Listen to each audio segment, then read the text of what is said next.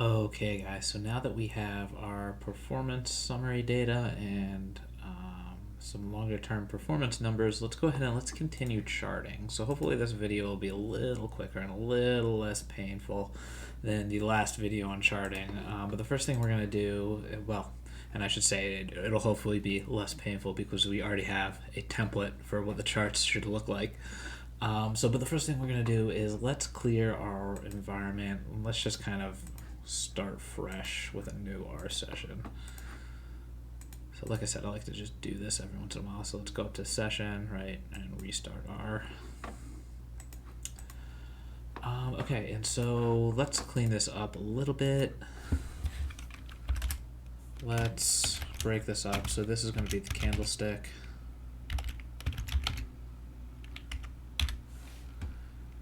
And let's actually go ahead and load these packages in.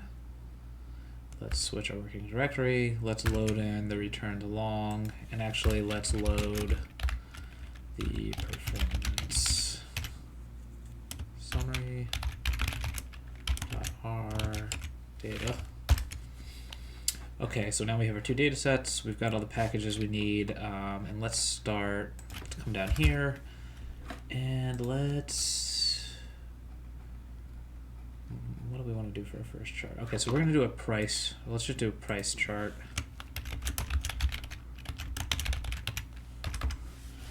And so what we're going to do is actually, we can probably just copy out, yeah, we should be able to copy out most of this candlestick code. So let's just copy this out. And let's plug this under the price chart, and let's say price data instead of charting data. So we'll copy that here, we'll paste it here. And I think that's, yep, and so let's also change this to price. Let's do lowercase price chart. And let's copy this and paste it underneath. Okay, so the first thing we're going to do is we need to change out the data that we're taking in. So before we were taking the price, the open, right, when we were doing the candlestick chart, we were taking the high, low, open, and close. But for this chart, we're only going to take the close. So we still want the ticker, and we're actually going to take all the dates. So rather than date, let's actually delete this. Okay, so our pricing data is going to be ticker equals ticker.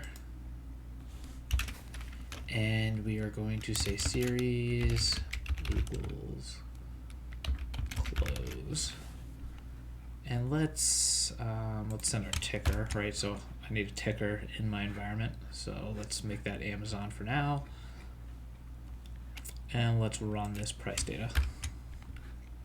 Okay, so now we can see we have all of our observations, right, for Amazon, and we have the close. So now that we have that, let's change our chart type. So this geom box plot, that was our box and whisker part, but let's change it to geom line. And then, so the line chart is going to work better with the date. So remember, in the candlestick chart, right, we had the date be a factor. So we can just use the date straight up as the X value in the line chart. And then we're going to have the Y value, B value. And we're going to get rid of the fill. There's nothing to fill here. And let's get rid of the weight, or the width, excuse me, here as well. And then we don't need to, oh, actually, let's change the color of the line. So that's going to be 0066FF. And then we don't need to scale the fill color, so we could get rid of that line. Date, that works. Stock price, that works. Let's run this and see actually what this looks like. So let's run all of this.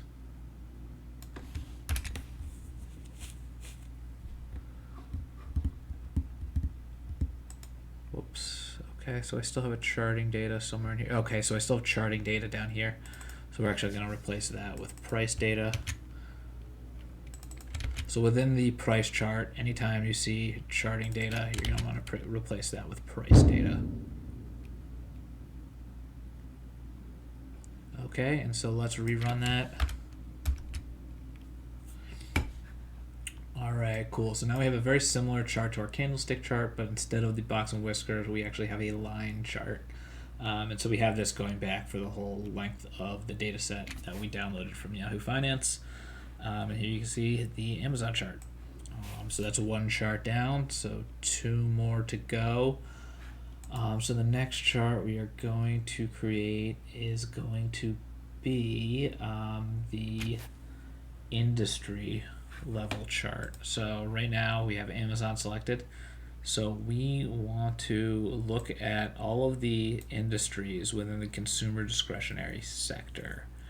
And so the way we are going to do that is, let's actually come down here. So let's break this up. So let's call this industry chart. And so the way we're going to do this is first let's load the S&P 500 data set, and let's actually copy this out, put this up top with our other loads. Okay, and then the first thing we're going to do is we're going to need to know the sector and the industry of the ticker symbol that we have loaded. So currently that's Amazon, and the way we're going to do that is we are going to create a variable called sector, S&P 500, piping function filter ticker equals ticker, and then we're going to pipe that again, select sector, and we're going to convert this to a character.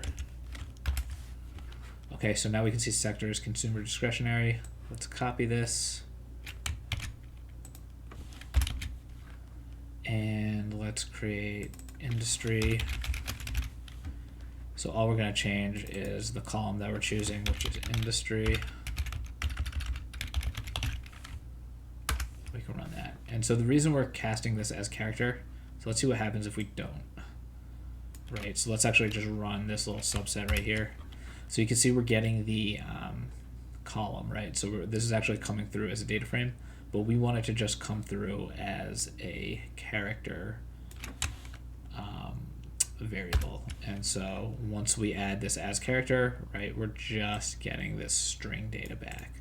So that's different than when we didn't have the as character, where we're getting the data frame back. So now that we have the sector and the industry, and we can see both of those here. So we have consumer discretionary as the sector, and we have internet and direct marketing retail as the industry. So now let's go ahead and let's actually copy out once again this chart. So we're going to copy out what we did in price data. Yep, so let's copy out that whole thing. And let's rename price data here. So let's actually rename this to industry summary charting. And what we are going to do is we are going to actually, let's just get rid of this whole statement. And let's start with performance summary. We're going to use the piping function filter sector equals sector.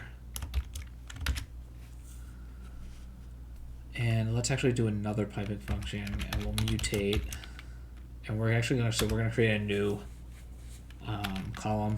We're going to say is industry. And this is going to be an if else statement. If industry equals industry, then we're going to label it industry. If I could spell, holy mackerel. And if it's not, we're going to say non-industry. Okay, and so let's actually run this out. So we have Amazon loaded, right? So let's actually run that.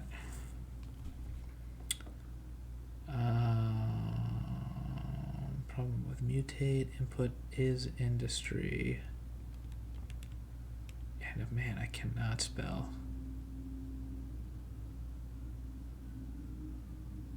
Industry. Okay. Let's try and rerun this. Okay, so now we should have our industry summary charting. Okay, so this is selecting all of the consumer discretionary tickers and putting it into a data frame, right? And so this is actually a version of the performance summary. So we have the performance of all of the tickers within the consumer discretionary data set. And so actually what we're going to do, or what we actually already did was we created a new column, right, which is industry. So now anything that is within the same industry as Amazon is getting labeled industry. So anything that's internet and direct marketing retail, right, is getting the industry tag. So let's go back and let's change this chart to industry chart.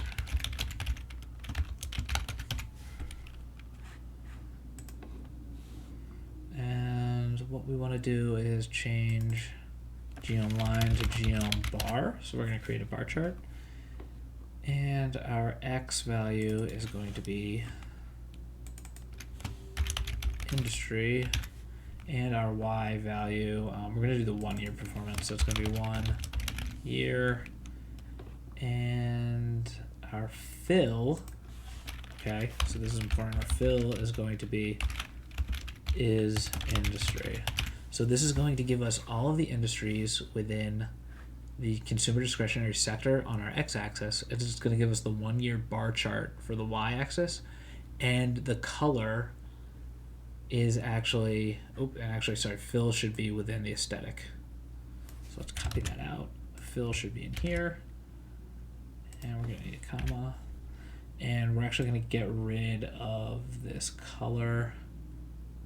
Okay, and so so what I was saying was the bars are going to be on the y-axis, and it's going to be representative of the 1 year performance number, and then the color is going to depend on whether it is industry or non-industry. So we're going to make the internet and direct marketing retail, we're going to make that stick out from the chart. And so the way we're going to do that is actually first we need to finish our bar chart. So we're going to say stat equals summary and function equals mean.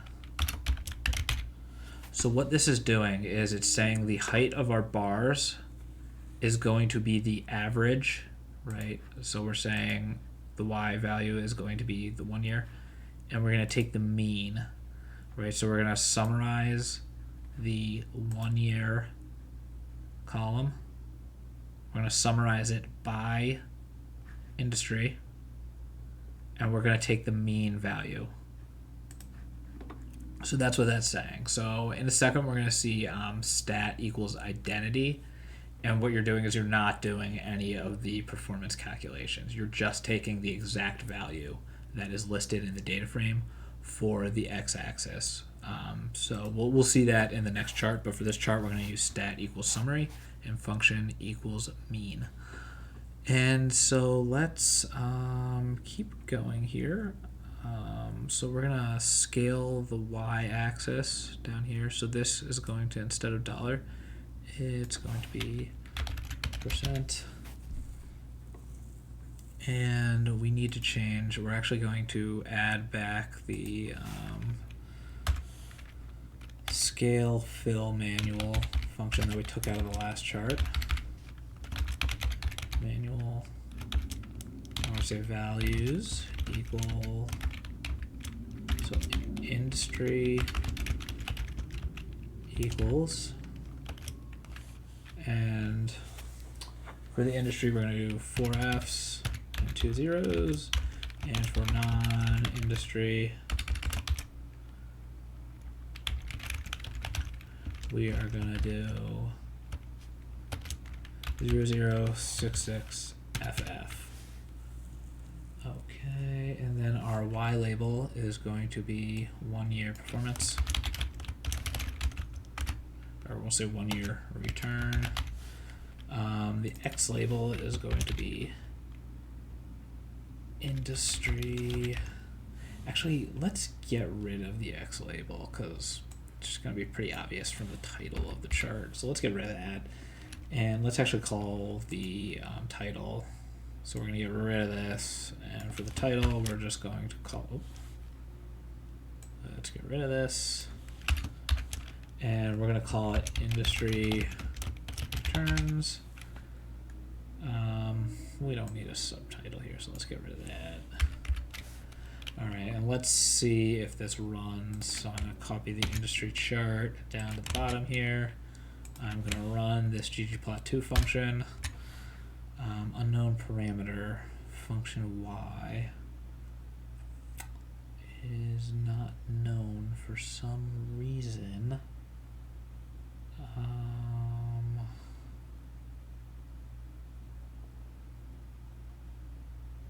I'm going to pause the video here and try and figure this out. Okay, so the problem was that this wasn't recognizing function.y, but it is recognizing just fun as the function. And so what this is doing, right, just a reminder, is it's applying the mean value because we're asking for a summary. So we're saying summarize the data. So we're saying summarize the 1 year data specifically. And we're saying summarize it by the function mean. And that's going to be the height of our bar chart. So I don't know why that wasn't working. So maybe depending on which version of R you're running, or when your package was updated, it could be fun. It could be fun.y. So just be careful of that. And one of the other things I noticed when I was debugging was I actually don't want this to be charting. I want this to be industry summary data. So let's change that up. And let's run this. Whoops. Okay, so I didn't run the data function. Okay, so let's rerun this. So now we have industry summary data. Let's rerun our chart and let's see what it looks like.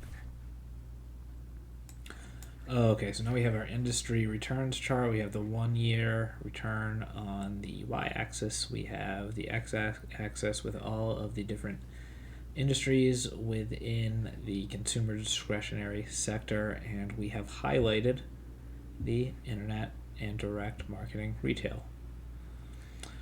Cool. So one more chart, and then we will get into building the actual shiny dashboard. So let's actually get 2 up here. So let's create another section. So we're going to do 2 comments, and we are going to call this next. I guess we can call it performance. We'll call it performance charting.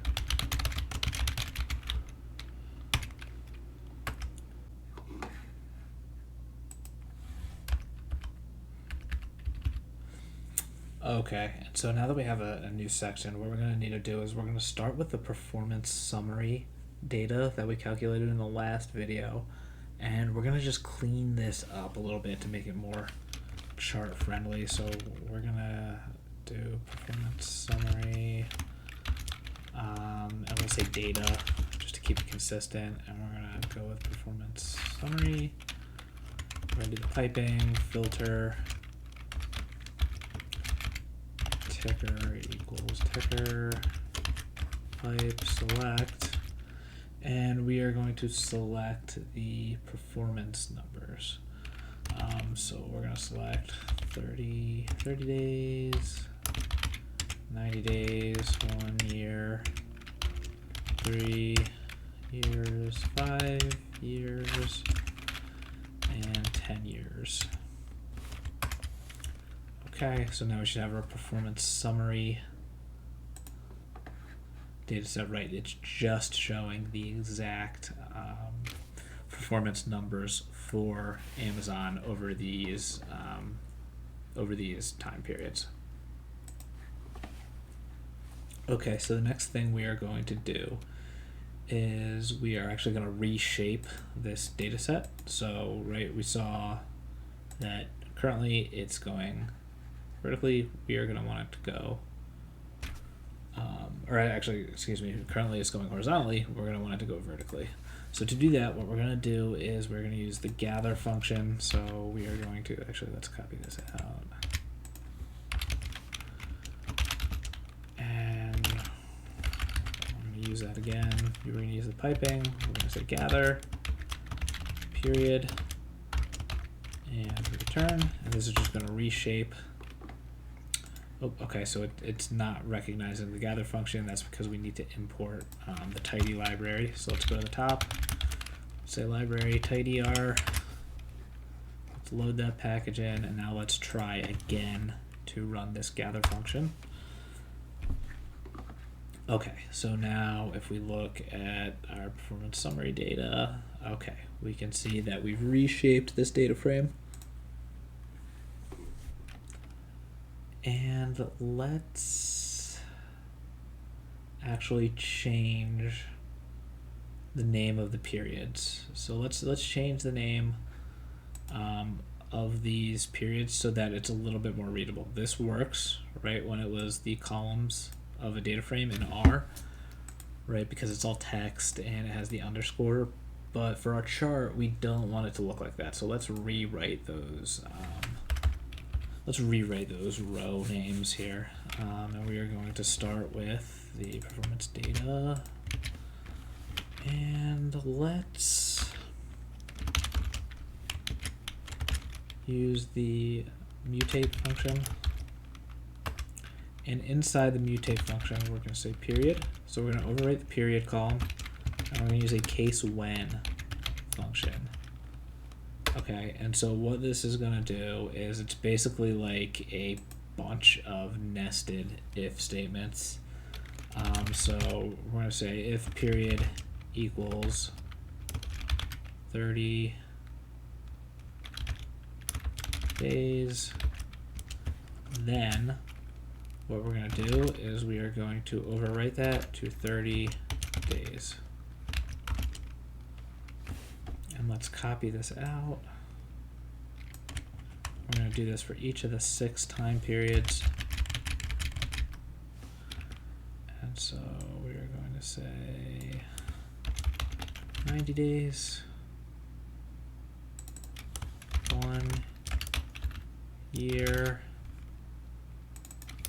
3 years, 5 years,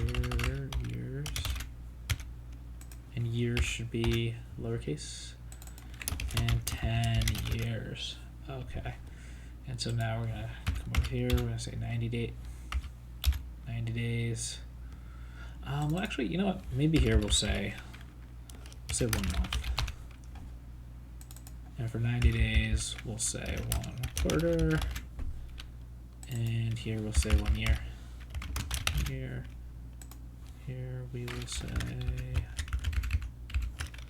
3 years, 5 years, and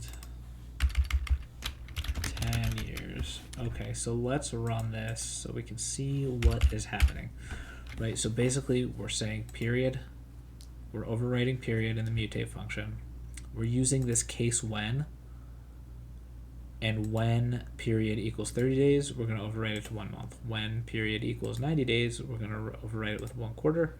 When it is 1 year, and so on. So let's execute this and see if that works. Okay, let's open up performance summary data. Okay, and now we can see that all of our periods have been renamed, and this is going to look much better on the chart.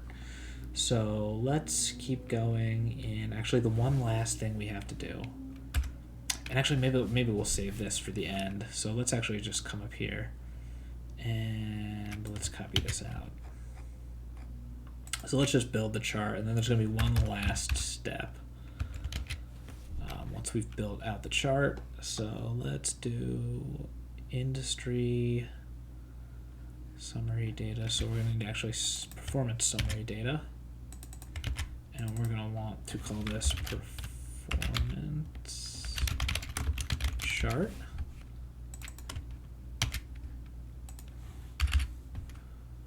And let's come down here and we'll look at the performance chart, and what we're going to want to change are the geom bar arguments. So we are going to want our first argument to be period, our second argument to be return.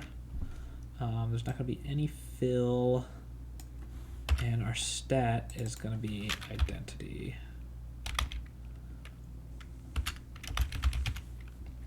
And there's going to be no function, because when stat equals identity, you just use the actual value as the height of the bar. So so y value is return, stat equals identity, so it's what ggplot2 is, it's going to look up to the return column, and it is just going to make the height of the bar the actual value that is sitting there, rather than when we did the industry data, right? What it was doing, it was looking at all of the 1 year numbers per industry, and it was calculating the average. So we are not going to need a fill. And for our Y label, let's just say return. Or we can say annual. Let's say annualized. Actually, because it's not annualized for the 1 month and the 1 quarter. So let's just say. Actually, let's keep it with annualized return. That's just industry standard that you don't annualize the 1 month or the quarterly return. So I think it's fair to say annualized in this case. So our title will be. Let's just make our title returns. I think that is probably good enough for our title. And so let's try and run this out and see what we get. Okay, cool. So we have our bars. We need to change the color up here, but we do have the 1 month, 1 quarter, 1 year. But see right here, so we have 10 years, 3 years, and then 5 years. So these are out of order. So that was that step that I kind of glossed over when we built the chart. So let's go back and let's change that up. And actually first let's change the color of these bars, because I did not do that.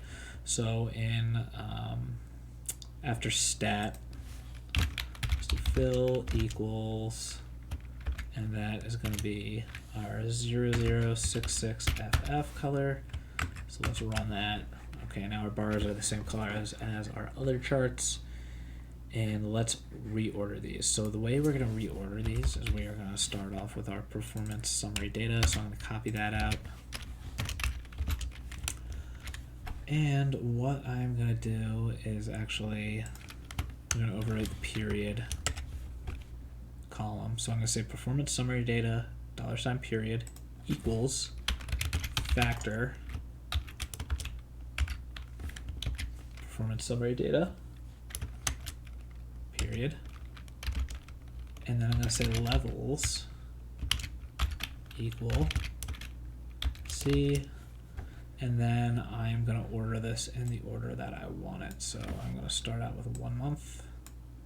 Actually, let's just copy this whole thing.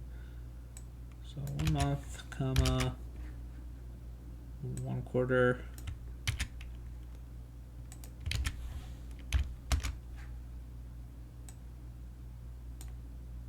1 year,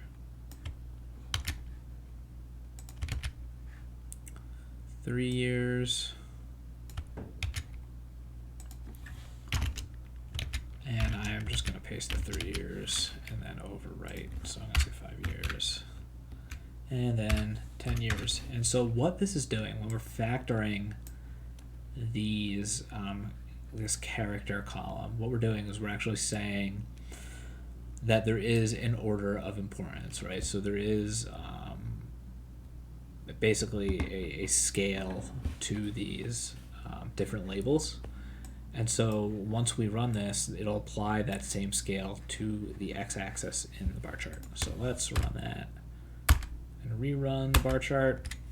And now we can see our factors took. So now we have an order to these x labels down here.